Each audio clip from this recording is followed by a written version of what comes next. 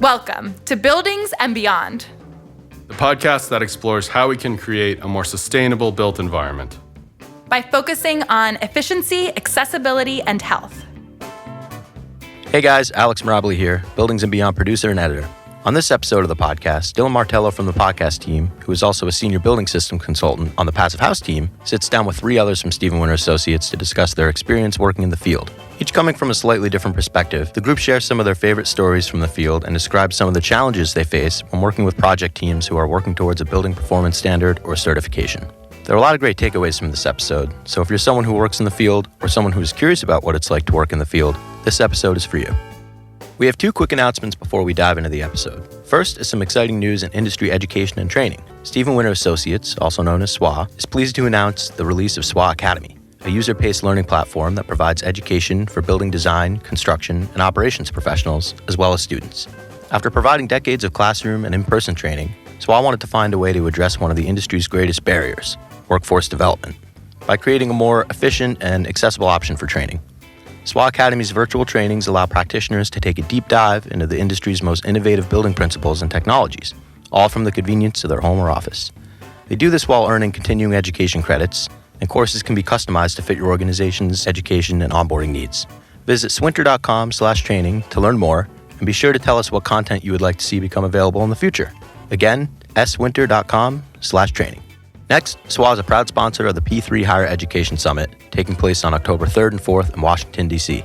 The summit examines campus infrastructure challenges faced by colleges and universities nationwide, and how new approaches to procurement, risk planning, and asset management are helping campus planners and facility managers deliver critical projects nationwide.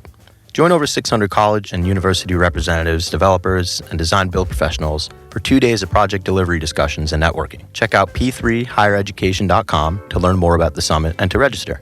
Opportunities for sponsorship are still available. Register today with code SWINTER for $100 off your registration. That's SWINTER, all caps, all together, for $100 off your registration. As I mentioned, each guest comes from a slightly different perspective with regards to their field duties, but they're all working towards the same goal. The guests for this episode are Jenny Powell, who is a building systems director on the commissioning team based out of SWA's New York City office, Joe Andracchio, who is a senior mechanical engineer working primarily on green building certifications out of SWA's DC office, and Michael Schmidt, who is a building systems consultant on SWA's Passive House team based in New York City. Dylan starts off the episode by asking each guest what they are primarily looking for while conducting inspections in the field.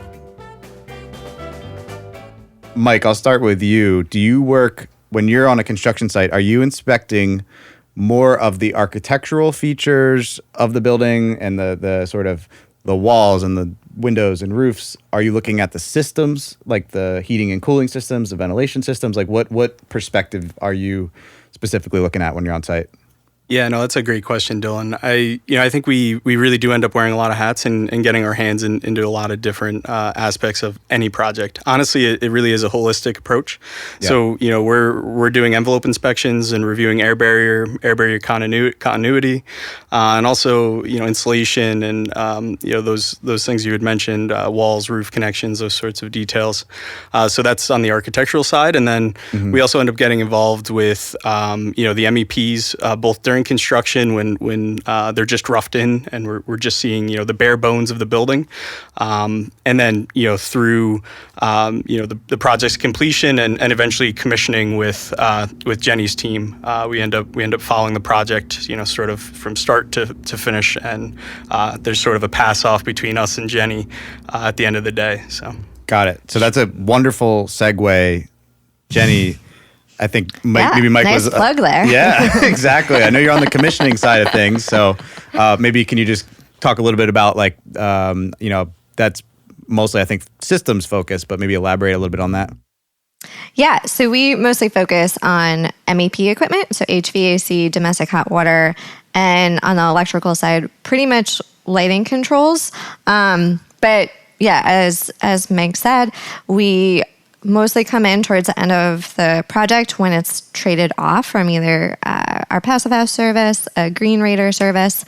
And we spend days testing the MEP equipment to make sure that it's operating properly.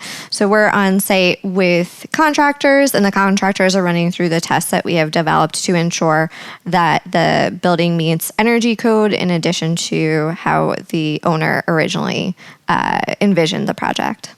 Gotcha. Yeah, it's an interesting to hear sort of like the transition between looking at all of the pieces of equipment and materials that go into prepping the mechanical systems and the various quality control that goes into the prep side of things versus like when, okay, the fans are in, the heating and cooling system's in, we got to run this stuff, we got to get this stuff up and running. I think that's a really interesting perspective. So, yeah. And then Joe, are you looking at kind of like a bigger picture all encompassing, or do you focus more on one or the other in terms of like architectural or mechanical systems? Yeah, so with the green programs that we work with, that's kind of the majority of my work. And that covers a lot of different programs. You know, mostly our bread and butter is in DC is kind of like LEED, right? It's specifically LEED for homes and a lot of Midrise. Those are larger commercial style buildings, but a lot of residential systems in there if they're doing individual systems. But we work with Energy Star, NGBS, Enterprise Green Communities. As Jenny mentioned, we've done commissioning down here, code testing, which includes some blower door and some duct sometimes. I did some passive house testing in Philly. So it's a lot of different programs, and that means there's a lot of different things potentially to look at. So we're talking about stuff with architecture, right? Energy Star goes into durability, goes into water management checklist stuff. So I want to make sure that the flashing at the brick is like it shows in the details on the plans, and that they're not going to have water problems, right? There's full checklists to go through, and then we do a plan review and kind of identify high importance items, often specifically for the green programs and the credits, and then sometimes just kind of best practice items that we want to make sure is actually happening on site, and confirming that everything that was on the plans that should be installed is in fact installed. So you can call some of this, you know, Jenny can talk more about it, but you can call some of what we do commissioning for the envelope, because we do look for the water management and the insulation quality and everything that goes into that, as well as doing some testing at final. But when Jenny talks about code level commissioning, it's much more in depth on how the systems actually work and going through the sequence of operations. We don't do as much of that with the green programs, though some of them do require some level of commissioning on those central and common systems. Got it. So I'm going to maybe kick this off with a question. There's maybe two different buckets of situations where you have an ownership and a project team that maybe is committed to doing some level of performance because they want to versus some level of performance because they have to. So like maybe one way to think of this is like code level versus like doing something because the code requires it versus doing something because you genuinely care about the environment and care about lowering your energy usage. Jenny, would you say in your experience that your work is more geared towards project teams that are just doing what they have to do, or are they committed to going above and beyond and doing what is right to sort of achieve a higher level of efficiency? Yeah, so our base commissioning service is already above what energy code requires, at least for up here in New York City. We don't feel that if you just follow code, you're going to have the impact that we're looking to have. We're definitely not just a check the boxes company. And also working with building owners that really are interested in their building working at the end of the day and continuing to do so over the lifetime of the building is where we have a ton of impact. Of course, there are some owners that are looking for straight energy code, and we'll give them something, but it's energy code plus, so it's our interpretation of what base commissioning should be. So we do always say we want input on the design. Let's do a design review. Let's review submittals, because that sets a project up for success ultimately, but it's not actually required by code. Got it. So you're already setting the client up for something above and beyond what's sort of minimally required for code level, and sometimes it might be framed certain ways, whether it's like energy code plus or they're actually committed to like something like passive house, which Mike, you work on more frequently. It's interesting to see like the perspective, and like I know from my experience, there is a tangible difference when you have a team and an owner that's committed to something because they want to do it and not because they have to do it. And I'd be interested to kind of elaborate on that a little bit and hear maybe Mike, from your perspective, do you, as someone who's in the field a lot, can you get a feel or a sense if certain projects are smoother than others because of a certain commitment level from an owner, or is it just pretty much construction sites across the board are the same? Yeah, that's a great question, Dylan. I really do think that we do have some really great and committed owners, and not only that is many of our owners who are on this level of commitment for Passive House certification on their projects. Oftentimes, at least at this point, this isn't their first rodeo. They've done it before. Right. They've had a kickoff project that has, been certified, and I think that speaks volumes that we're having clients that keep coming back to Passive House as setting the standard. Although it is the most rigorous energy efficiency standard out there right now, I think it's very insightful that these owners really care about energy savings and all of the various benefits, particularly revolving around health and indoor air quality in these projects. So just to add one other point, I think, many of our owners also have some control over the construction. Oftentimes our developer can also be the builder. They're two separate entities, but they might be under the same name and work together and collaborate. So Gotcha. we do see projects like that throughout New York and even now in Massachusetts, where we have a developer who's also the builder. This really improves their quality of construction, and also sort of has been able to streamline their getting their feet wet in Passive House construction, and hopefully continuing to build passive for the rest of their projects. So, Gotcha. It really is always a mix, because we have a lot of projects that best practices and going for Passive House and stuff like that is often an owner decision or a design team decision. In DC, a lot of our projects, Lead for Homes, are what you would consider code minimal, because there's a green construction code. You want to do green construction code as the prescriptive path, you have to check box these 200 items, or you do LEED as your alternative compliance pathway. So that discussion changes significantly with okay, we're code minimal now, right? We're doing LEED because that's your code. And that's a different discussion to have, even if the ownership and design team are really gung-ho about everything, or they're not. It's kind of like it brings everybody up to that part. And that's, the industry and the market are changing, where codes are getting updated, and requirements in certain jurisdictions are getting more strict, and these things are now becoming kind of required. But I also think that it really depends on all those different people that are involved. The owner could really want it, and then the design team kind of tamps them down. He's like, well, you don't want any, or maybe the design team, we have a lot of architects that are like, they really want to do the right thing, and they start out with a project with all these high hopes and all these really interesting design features, and then the owner says, well, we can't pay for all that, right? Or we'll say best practice would be XYZ, and they say, well, we're not doing heat recovery because it's going to be too expensive, right? And in my marketplace, where I do a lot of work as the multifamily, that discussion for energy efficiency, as you mentioned, Dylan, is more difficult, because if the owner has a 400-unit apartment building, that's a lot of energy that they're not paying for. So why should I pay for more efficient heat pumps in 400 units when I'm not reaping the benefits of that? Now, the discussion changes with BEPS, Building Energy Performance Standard, and other programs and requirements like that, including New York, because now you have to look at the entire building energy use. So, it changes it. But it comes down to everybody, because we have this new project just got certified net zero energy ready home, and they did a full PV offset, so they're net zero in DC. And you'd think they were on top of it. They do Passive House in Pittsburgh. They do a lot of good stuff. They were serious about it from the start. Their plans look good. And then you get on site, and the HVAC contractor they hired, they weren't meeting their duct numbers by a lot.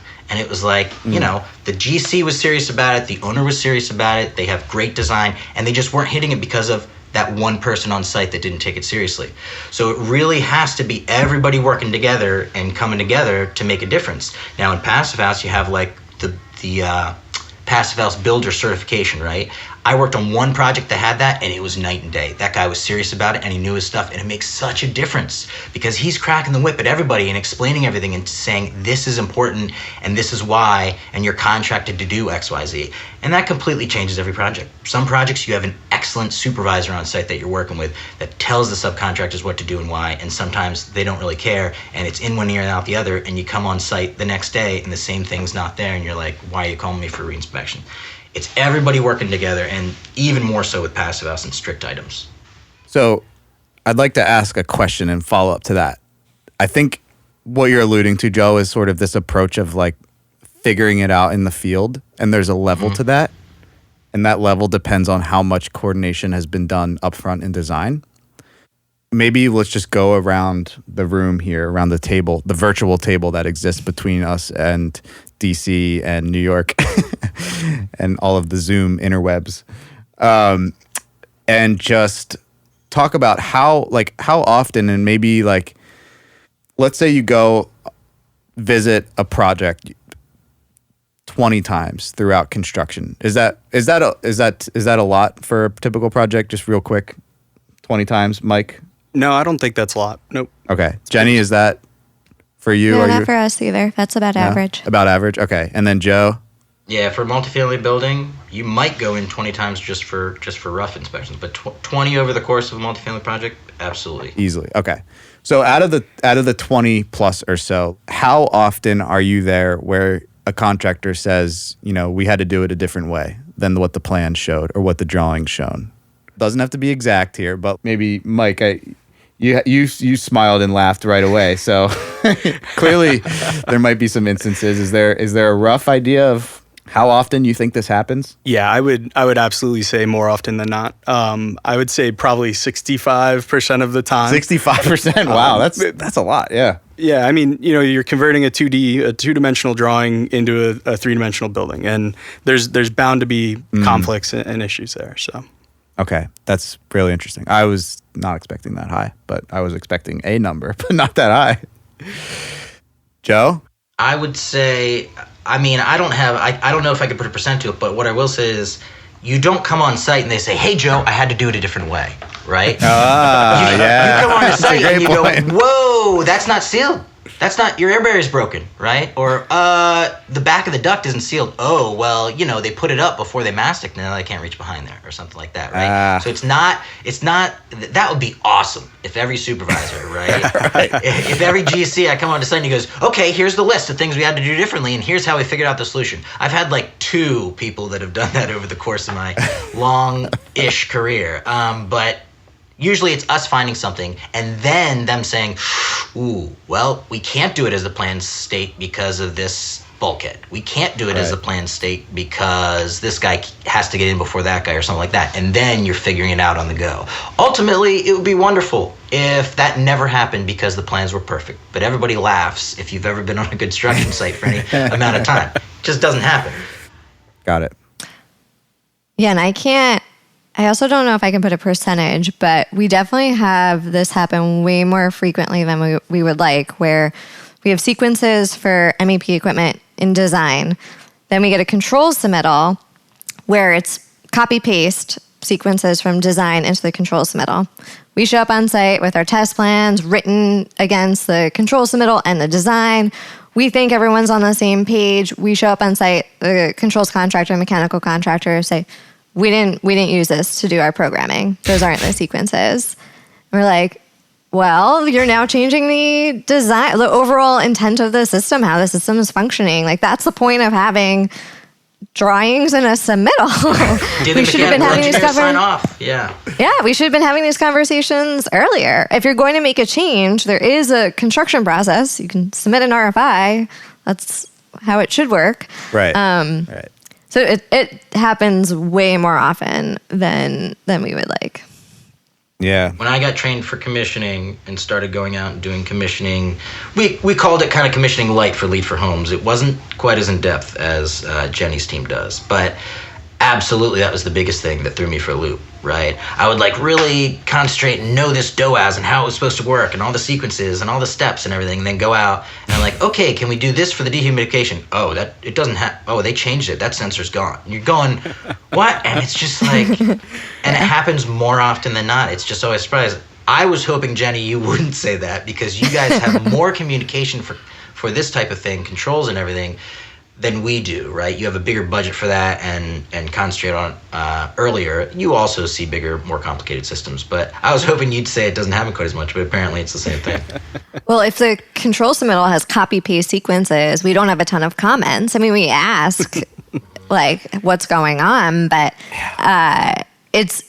we have more conversation when there's actually changes between the design and the submittal, and that fosters collaboration. We can work through things, and testing's a breeze at that point. But if it's copy paste and then it's ignored, the submittal is completely ignored in the field. It's a different story. Yeah, that's a very interesting and I'll say sad reality to the situation, in that, you know, there's sort of like a trust factor that shouldn't need to be built, but it kind of has to be in terms of like what is on paper versus what's on the field, and that's where I think this is why we need to be on site, because inevitably things change and things don't go through that formal process as much as maybe we would hope it would have to get, you know. If something got changed significantly, like, you know, this humidity sensor was removed in this DOAS system and it was done for these reasons, and that's not communicated to the entire team, well, like, all this time and effort went into the design and that humidity sensor is actually really important, and it may not be at the top of the minds of the people installing it that decided that humidity sensor wasn't needed, because they're not used to this certain type of they're not used to like this high level of performance. That element of sort of things changing without formal approvals and just, you know, actually communication, just in general, is what it comes down to, is, you know, can be pretty detrimental to a project and end up costing an owner more to fix the problem that is now created because a certain situation was handled that way. Even when there's that formal process in place, that VE process, right? That value engineering process, sometimes we're not included. Yeah. Right? So we go through the full plan review, multi-plan reviews, and talk to everybody on the design team and the MEP and the architect, and everything looks hunky-dory. They're going to pass everything. And then we get on site. Now, we usually do a trades training, right? We meet with the GC, we meet with all the subs at an early rough stage and try to go over all the important items to make sure they know their responsibilities and what needs to be done and that there's no big changes. But sometimes we find during that, you know, you can't go through every single point during that process. So Right. When we have been involved in the VE process, it's so valuable. We're able to swap things out and save money, like take out what's maybe not super necessary, and then be able to put money towards where we think that it would save a ton of energy. Like, don't VE your car dampers out because you're going to spend way more money on balancing and your system's going to be out of balance a couple years down the road. Or spend more money on controls. I just wish we ask for every we ask every project if we can be included, but I think it's only happened once or twice. Yeah, it's pretty rare that we are included in the value engineering process from a passive house team perspective. I think part of it comes down to, and Mike, you were alluding to this, where when you have an owner that's been through this process before, it's more obvious to them that if we value engineer these certain things out, that's going to be a problem for passive house. So we need to include them in these discussions.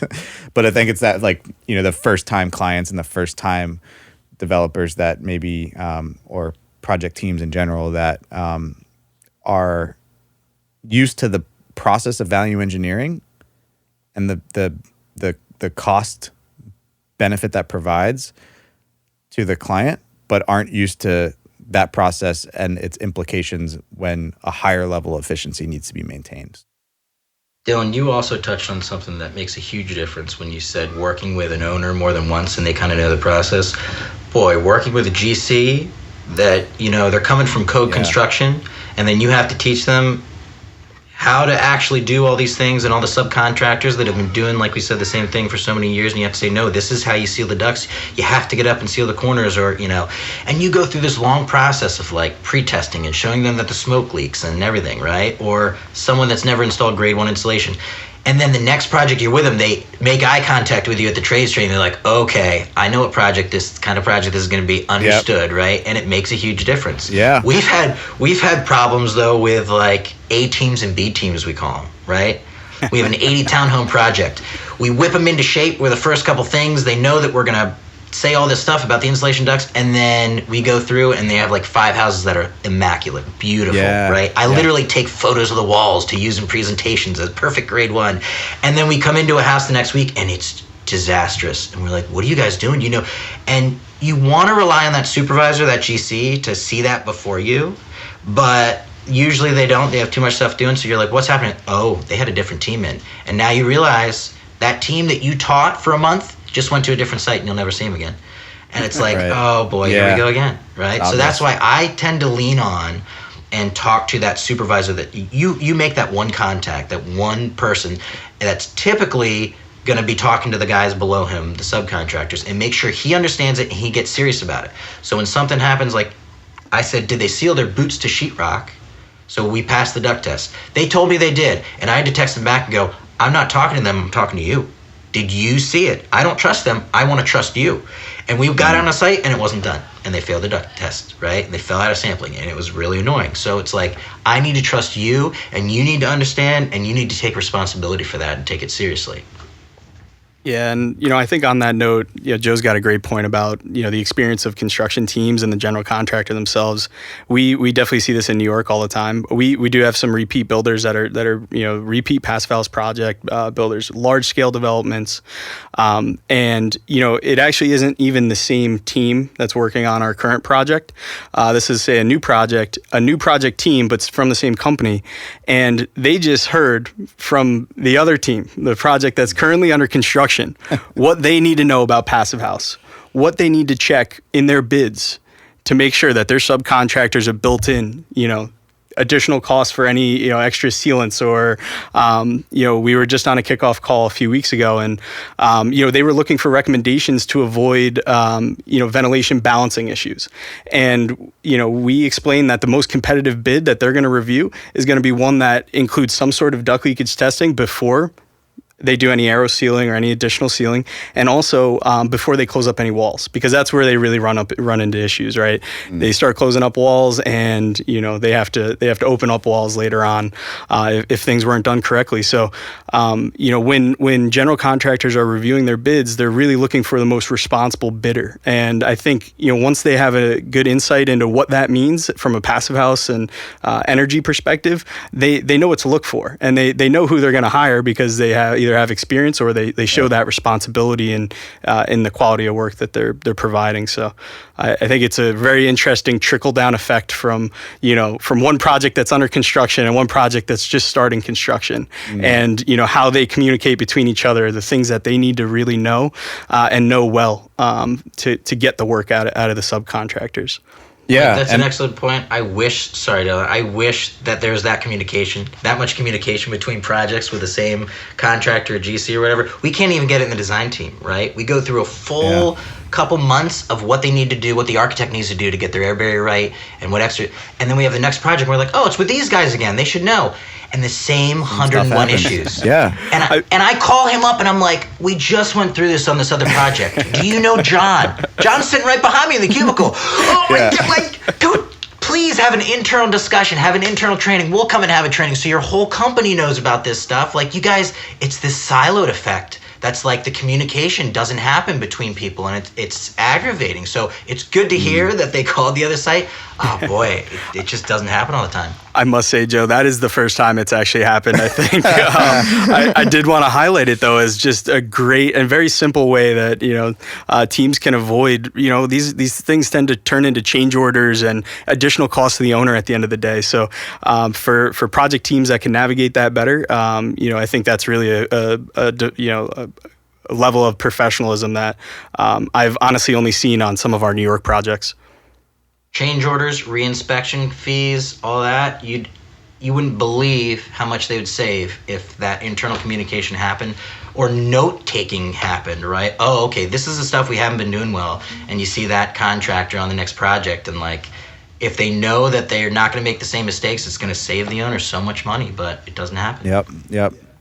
At the end of the day, some like from my experience and perspective, I think there's almost like an element of like pride to it in a way. Like I'm gonna use an example. So we have a project in Sri Lanka that was certified to the Passive House standard, and it's a very efficient, super efficient, and very comfortable, especially for the Sri Lankan climate, building. And all of the builders were local builders from Sri Lanka, so it was definitely a challenge to get even just the communication gap between communicating like all of these things in terms of air sealing and efficiency and installation continuity and all this stuff. But anyway, long story short, there was a period at the start of construction where we went through that inevitable struggle. It was the first time, clearly it was the first time we've ever dealt with this project team and this group of builders, and convincing them to do it the quality that needed to be done to achieve the level of performance and Passive House and all that sort of high quality.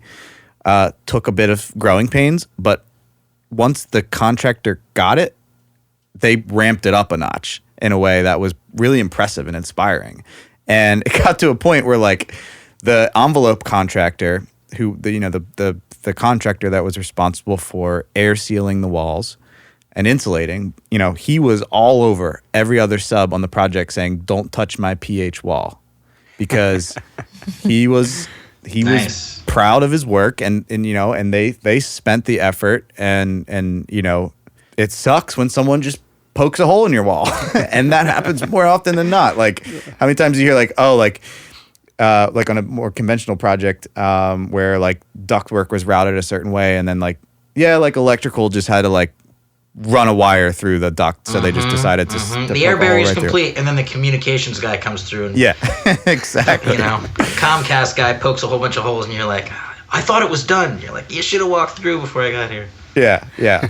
So I think once you can get over that hurdle, I think there is a level of new inertia that's built with that builder and contractor where they take pride in the work. And I think there's that project team that maybe did it 2 other times, and we are clearly seeing a vast improvement in terms of quality when it's a builder that's done it on their third project as opposed to the first project. And there's just that, I think, that inevitable not only understanding of what is required to meet this level of performance, but like just pride and sort of like, meeting that level of quality, and it's sort of setting the new bar. When you're talking about that quality, sometimes comes down all the way down, not just to the company, but to the person, right?